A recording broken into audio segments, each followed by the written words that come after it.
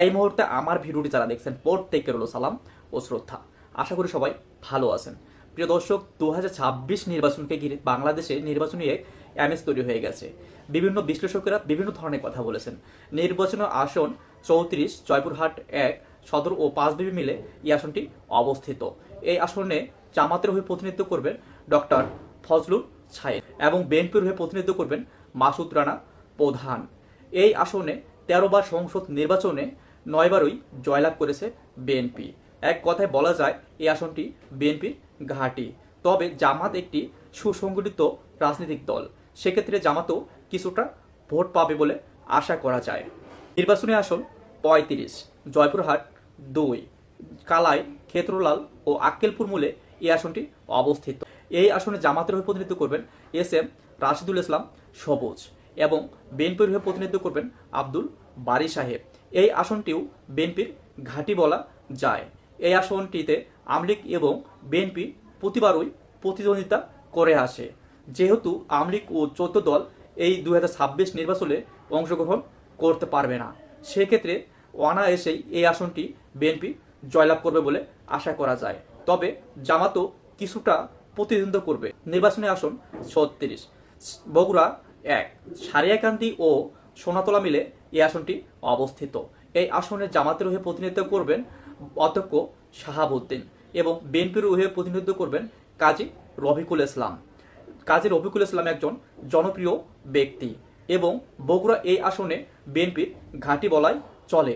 তবে মাঝে মধ্যে আওয়ামী লীগও কিছুটা প্রতিদ্বন্দ্বিতা করে।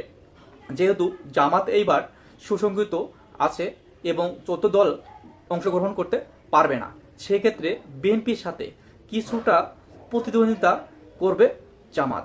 তবে বিএনপি বিশাল ভোটেই জিতে যাবে। নির্বাচনী আসন 37 বগুড়া 2 শিবগঞ্জে এই আসনটি অবস্থিত। এই আসনে জামাতের হয়ে প্রতিনিধিত্ব করবেন শাহাদুজ্জামান এবং বিএনপি এখন পর্যন্ত কোনো প্রার্থী ঘোষণা করে নাই।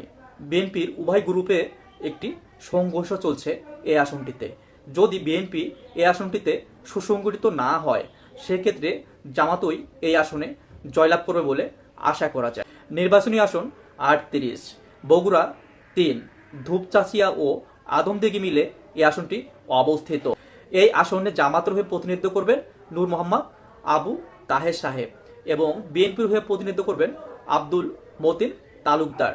এই আসনটিতে আবু তাহের সাহেব অনেক জনপ্রিয় এবং জামাতও অনেক সুসংগঠিত হয়েছে। তবে এই আসনটি কিন্তু বিএনপির ঘাঁটি বলাই চলে। সেক্ষেত্রে আওয়ামী লীগ ও 14 দল নির্বাচনে যেহেতু অংশগ্রহণ করবে না, সেক্ষেত্রে জামাত ও বিএনপি তুমুলভাবে লড়াই করবে এই আসনটিতে। নির্বাচনী আসন 39 বগুড়া 4 কাহালু ও নন্দীগ্রাম মিলে এই আসনটি অবস্থিত। এই আসনে জামাতের হয়ে প্রতিনিধিত্ব করবেন অধ্যক্ষ মাওলানা তাহের আলী এবং বিএনপির হয়ে প্রতিনিধিত্ব করবেন মোশাররফ হোসেন। এই আসনটি বিএনপির ঘাঁটি। এই আসনে যদি বিএনপি একটা কলা গাছকেও দাঁড় করে দেয়, সেক্ষেত্রে কলা গাছটাও জয়লাভ করবে। তবে জামাত এবার সুসংগঠিত একটি রাজনৈতিক দল, সেক্ষেত্রে জামাতও কিছুটা প্রতিদ্বন্দ্বিতা করবে এই আসনে। নির্বাচনী আসন 40 বগুড়া 5 শেরপুর ও ধনুক মিলে এই আসনটি অবস্থিত। এই আসনে জামাতের হয়ে প্রতিনিধিত্ব করবেন হাবিবুর রহমান এবং বিএনপির হয়ে প্রতিনিধিত্ব করবেন গোলাম মোহাম্মদ সিরাজ সাহেব। এই আসনটিতে আওয়ামী লীগ ও বিএনপি ছাড়া অন্য কোনো রাজনৈতিক দল এখন পর্যন্ত জয়লাভ করেনি। সেক্ষেত্রে যদি আওয়ামী লীগ ও 14 দল নির্বাচনে অংশগ্রহণ না করে, তাহলে বিএনপি অনায়াসেই জিতে যাবে। যেহেতু জামাত এইবার 300 আসনে প্রথম ইলেকশন করছে, সেক্ষেত্রে জামাত কিছুটা ভোট পাবে বলে আশা করা যায়। নির্বাচনী আসন 41 বগুড়া 6 সদর উপজেলায় এই আসনটি অবস্থিত। এই আসনটিতে জামাতের হয়ে প্রতিনিধিত্ব করবেন আব্দুর রহমান সোহেল সাহেব এবং বিএনপির হয়ে প্রতিনিধিত্ব করবেন তারেক রহমান।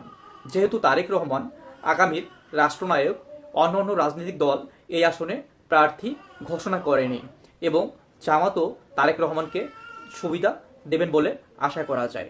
সেক্ষেত্রে বিএনপি এই আসনে জয়লাভ করবে। নির্বাচনী আসন 42 বগুড়া 7 গাবতলী ও শাহজাহানপুর মিলে এই আসনটি অবস্থিত।